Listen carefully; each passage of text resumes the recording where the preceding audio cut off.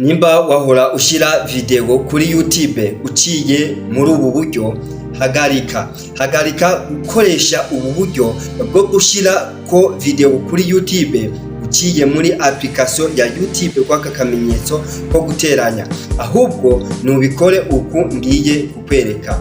Uraheza winjire muri navigateur yawe ya Chrome ahonya, hanyuma umaze kuyinjiramo uce ufyonda hariya hejuru kuri onglet de recherche utapemo YouTube Creator Studio cyangwa studio.youtube.com.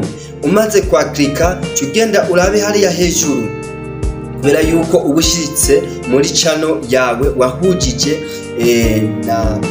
na YouTube Studio, hanyuma uce ufyonda hariya hejuru.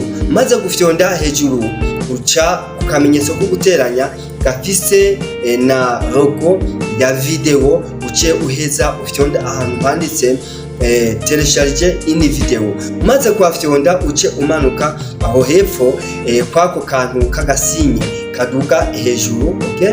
Hanyuma uce uhafyonda. Umaze kuhafyonda baca bakujana muri fichier ya telefone yawe.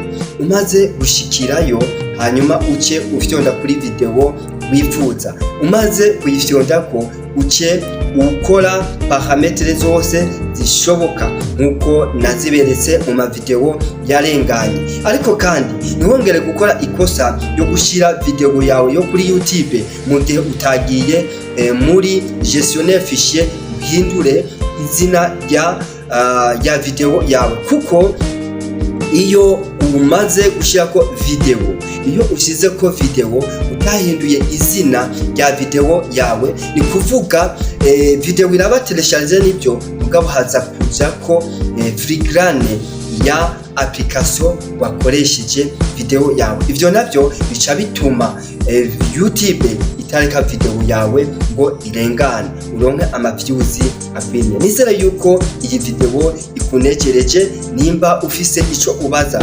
ntukekeranye no kunyandikira muri commentaire. Yafise iki kibazo kijanye na YouTube na TikTok hamwe na Facebook.